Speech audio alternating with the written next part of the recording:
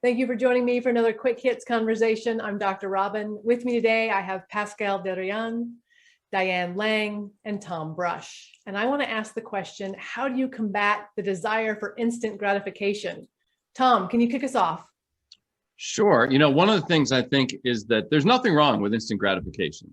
It is a result that you get in the moment. And I think one of the challenges, though, is that so often results change. And we don't always think about that. We think about, okay, we took an action, here's a result, and then we move on. And I think those results, and the sad part about that is the instant gratification is almost a judgment of what did it go well, did it go, usually it's right, wrong, failure, success. And I choose to try to ignore those words. And I think that there are results, that your results that you get instantly can also change. And that sometimes those long-term results may be different. They're going to be different. They may or may not be closer to what you were expected than the instant results. Actually, you got me thinking. I think it may mean different things depending on the situation, whether it's business, whether it's health, or it's sports. I think it's sport, maybe instant gratification. You're going to celebrate a success on the pitch straight away because that needs to happen. You don't need to get a delayed reaction. From a health perspective, I think probably you need to really think twice about what you're doing, whether it's in terms of diet, exercise, all these type of things. So I think they have long-term. So, whether you're going to go and for the easy, quick takeaways, the greasy takeaways at the local joint, as opposed to cooking. So I think it means different things depending on the dimension you are evolving in. So my 2 cents. Interesting. I agree with you because as somebody who's worked with substance abuse for years, that was my population as a therapist, getting into the field and then working with it for almost 20 years. If they're looking for instant gratification and they're looking for that instant pleasure, a lot of times it's impulsivity. It's the craving, it's the need, and they'll end up going for that instant gratification and taking that drink or taking that drug. And yes, it'll give them that short-term boost of happiness because the craving is gone. But in the long term, it's going to turn against them because once that high is gone, now they feel guilt.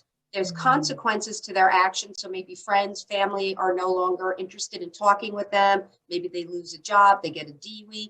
So really thinking about having the ability to know what the long-term picture looks like and get out of that instant gratification impulsivity, because it is different for business than it is for health. And not even just going to the extreme of substance abuse, but let's say it is diet, as you were just talking about. If someone goes for that cookie, again, for that minute or two, that feels good. And there's nothing wrong with having a piece of chocolate. I definitely love chocolate, but if my goal is to lose 20 pounds and maybe there's a health reason, I'm diabetic, anything like that attached to it, now I'm going to go through the cycle, just like the substance abuse, where I beat myself up for doing it, feeling guilt, and then deal with the consequences. And then the long-term goal that I'm trying to reach has now been prolonged. And it's very hard for a lot of us to have patience. And patience is part of the process of going for delayed gratification instead of instant gratification. If you looked at the long-term gratification of a year from now, 6 months, 2 years, and see what your life could look like, how it could feel, and how it would affect the people around you the most, that would be a great way to start looking at it from a different perspective instead of just the instant gratification. And my last thought is I teach college and I'm watching a lot of my students who now live on instant gratification because everything is at their fingertips. And they're having the opposite problem of they don't even know what delayed gratification is. So I think delayed gratification might be a class we need to have, not just in college, but K through 12, because they're not understanding that because of the technology in the world they live in today. We got to do the marshmallow study with, oh my God, with adults. So the marshmallow study, it's they put children in a room and they basically tell them you can have one marshmallow now, or if you wait till I get back, I'll give you two marshmallows. And the children who are able to wait long-term are more successful. Yep. So it would be an interesting study to do that more with older people, probably. I think I'll have to do that in class. I'll have to get a bag of marshmallows and see what my 18, 19-year-old students do. Well, I think it's interesting on how you define gratification. And what is it truly you're searching for that gratification means to you? I think one of the benefits, if gratification is a result that you can then learn from, well, then instant gratification has some benefit, right? is that if you choose that all I'm trying to do is take an action, understand, get a result, so that now I can learn from that result, and not just say my only purpose is to get the gratification. That the gratification is just like all results, it's just one outcome that we get, that we can accept or choose, well, how do we learn from that, so that as we change our actions, we start to get either more of the same gratification, or we're getting different gratification if it wasn't what we were desired at the start. You're saying to use everything as a teachable, learnable moment, like taking mistakes, failures, setbacks. And if you do that impulsivity, or you use that instant gratification, which is not necessarily a bad thing, but if it doesn't work in your favor, then using it as a teachable, learnable moment, which would be really amazing. I just don't know how many people are able to do that, because that's why setbacks are so tough. They don't have that resiliency. That, I mean, the people who can, I think you're 110% right. I think one of the big things is, how do we stop judging the results that we get and just see them as results? Not good, I think not bad. That right, depends wrong. too on whether or not. So if we're talking about drugs or alcohol or, you know, any of those kind of things, we know the results. There's no study needed. But to your point, Tom, if we're talking about business, then yes, then it's less about judgment and more about let's make a choice and get moving forward. Yeah, I agree with that. Yeah, I think it does require a bit of experience and a bit of resilience to reach to that point. I think from a societal standpoint, I think we're in a cycle where, as a society, we're a bit lost. You have tools who are called, or apps who are called Instagram, like instant gratification. So we have a lot of those things, and we're already only at the start of the journey. I think it's just a cycle.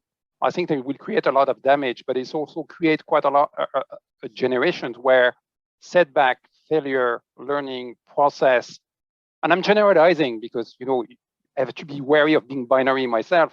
But by and large, I think us, the elders, well, at least in my case, because you guys are kids, you know, we have a responsibility as well, just to make sure that not necessarily we teach, or educate, but at least we are a bit more upfront and you're up there as well, talking about it, because we have retreated ourselves as well. So we're very judgmental, but at the same time, from an education perspective, and I'm pretty sure Diane is probably at least one of the people who actually probably are talking to that generation on a regular basis. We're not doing it. I know I'm not doing it myself, or not enough.